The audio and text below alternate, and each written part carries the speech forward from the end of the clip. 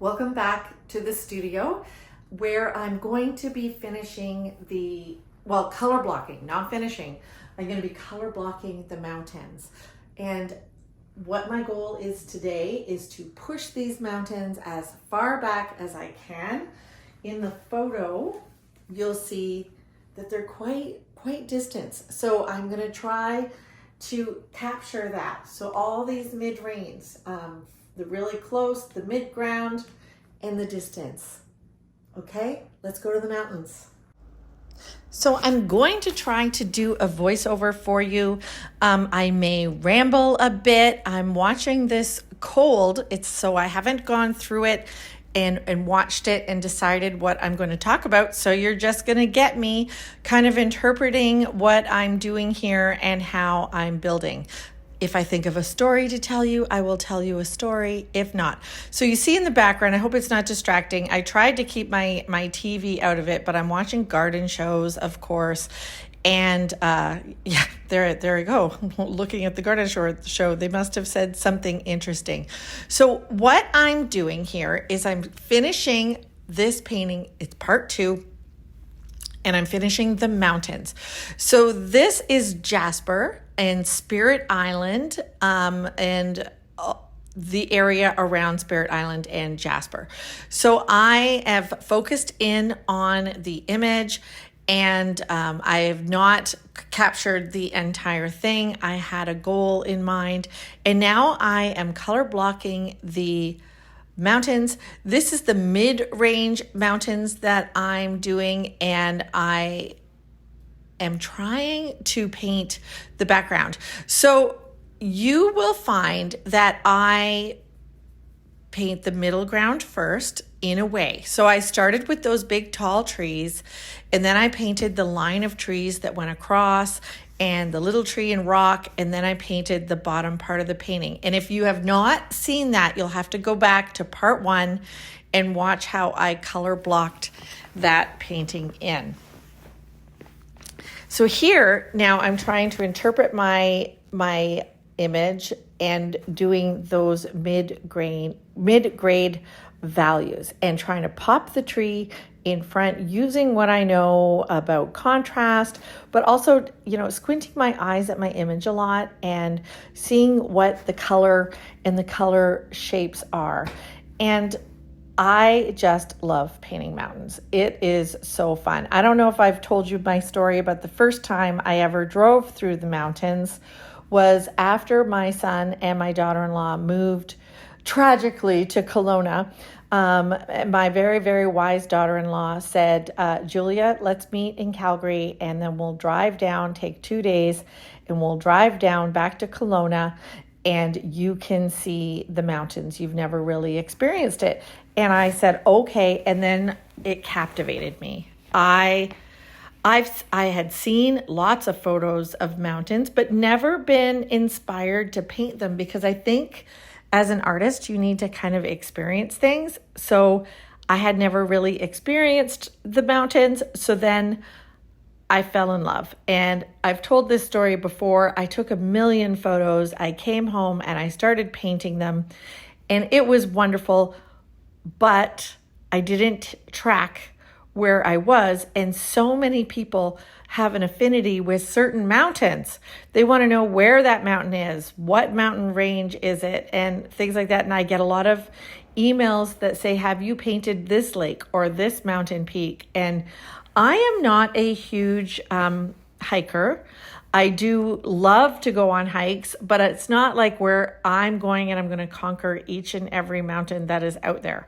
So I kind of take the easy trails and I do long hikes, but I'm not one that backpacks in and does all sorts of things. My son, however, does, and I use a lot of his imagery.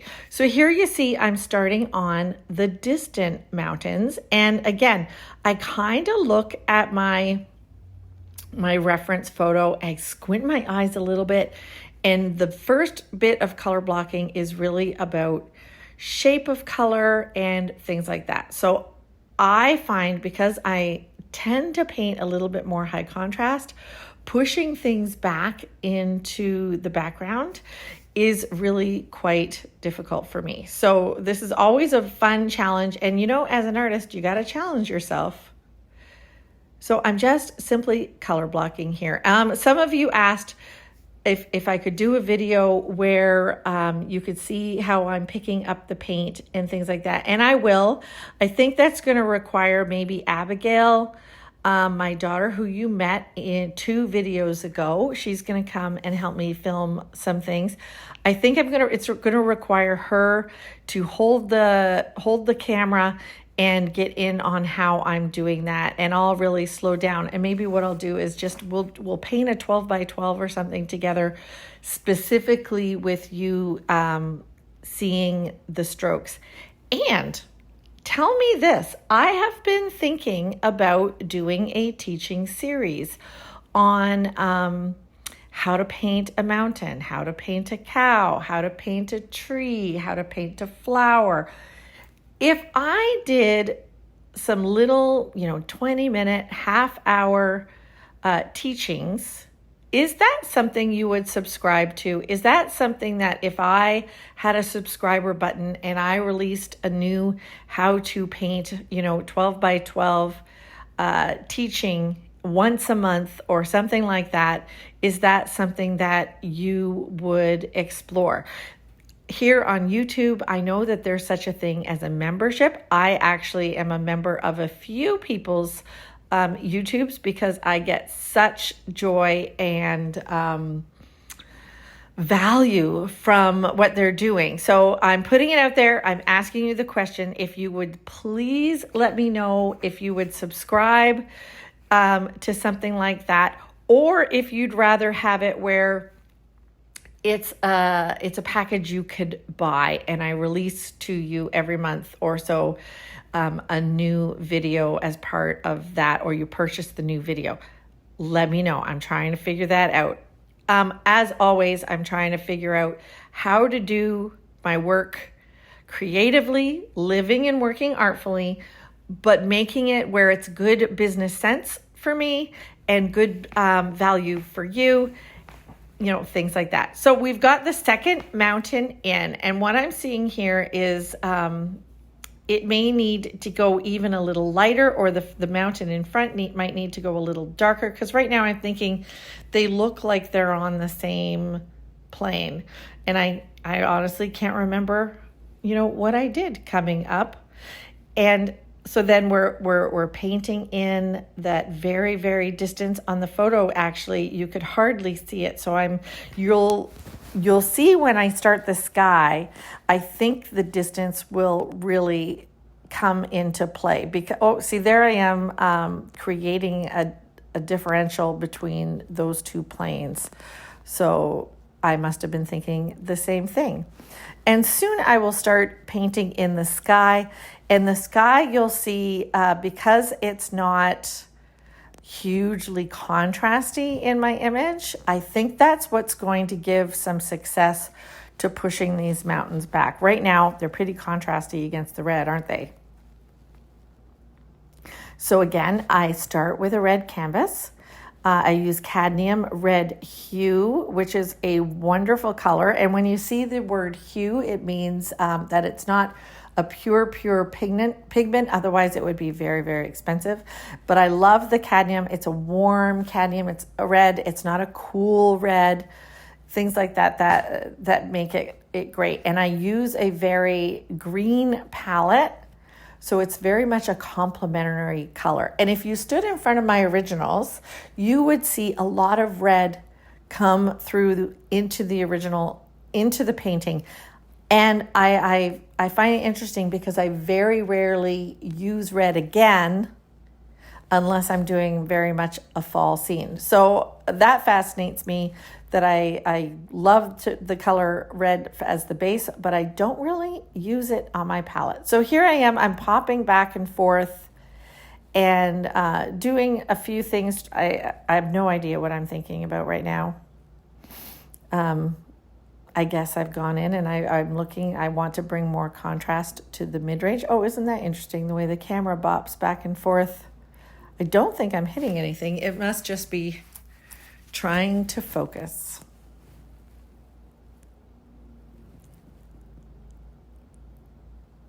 So I'm just watching myself here. Oh, there it is. Okay, so now we're gonna start the sky. And I love doing the sky. Some artists, they start with the sky.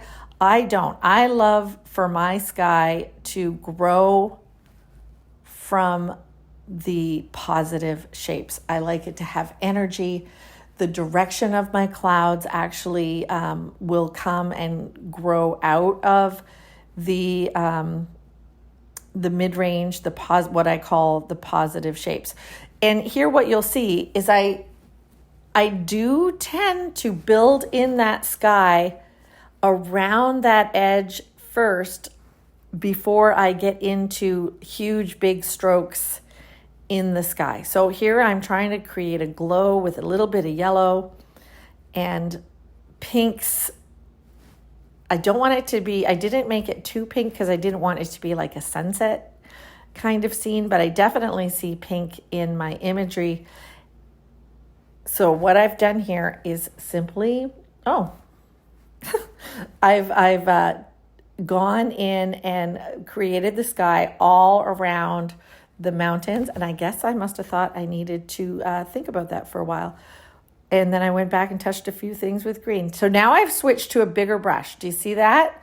So that bigger brush is giving me a lot more coverage. And I'm kind of going with the scene because the scene is a very kind of cloudy, overcast scene. So it's not creating a lot of really super rich shadows on the mountains. So if I had changed it to a super sunny blue day, the image on the mountains the colors on the mountains might be very, very different. So here I'm using a big brush. Sometimes I feel like it's cheating because I'm just like filling it in. It's a big swath and the sky is, a third or a quarter of the painting.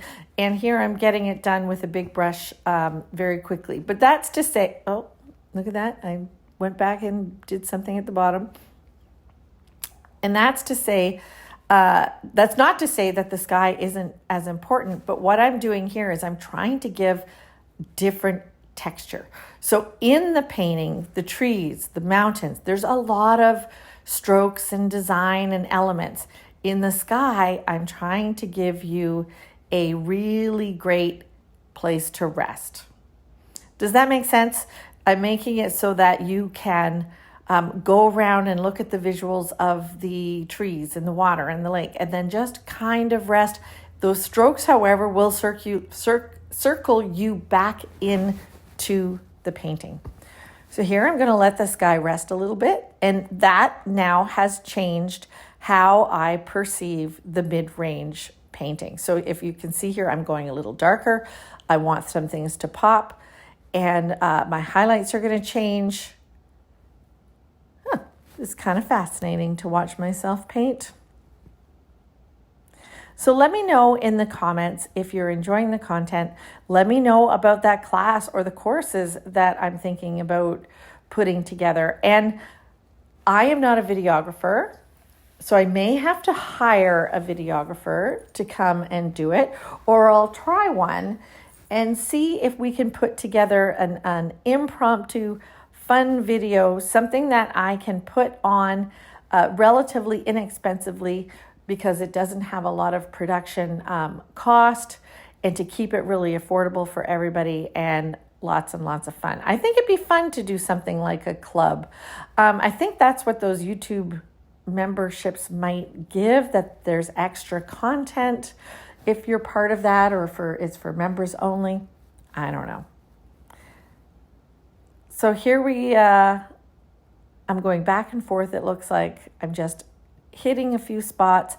And this is the color blocking stage. I have worked on this painting since I filmed this video, and I'm working on the final iteration. And I'll go over that in another video, maybe with Abigail. And that's it for the voiceover. Okay. So now we have a fully color blocked painting. There's some areas that are a little bit muddy to me. Behind these two trees, I'm gonna have to really solve that to pop these trees. but I'm really loving how close, because of the high contrast here, I really love how close that rock is and that little tree. I think you have a real sense that as a viewer, you might even be standing on it or behind it. Lots of things happening, and I think I've succeeded in pushing that mountain back. I'm going to put the picture beside. And the picture's got all sorts of paint splatters and everything, but you'll see it. Here's the picture that I've been working from. So now I need to let this dry. I need to wait a couple of days. Well, I might even do it tomorrow. I'm not sure. But I need to wait a bit, let it dry, because it'll dry a little darker, and then it will tell me where I need to go with the push and pull, and making sure that the mid-tones, like these two tall trees, seemed definitely, towards you in the picture. So I need to figure out what that is going to take. Yeah, I hope that you have enjoyed these 2 sessions working on these mountains. I've had a lot of fun this week, these 2 days working on this project with you, and I hope that you like and subscribe, and please ask anything in the comments, because when you ask questions, it actually gives me a lot of fodder for future videos. I want to figure out how to do this YouTube thing well, and how to give you the information that you want, and have some fun living artfully, working artfully, and doing artsy stuff. Have a great day.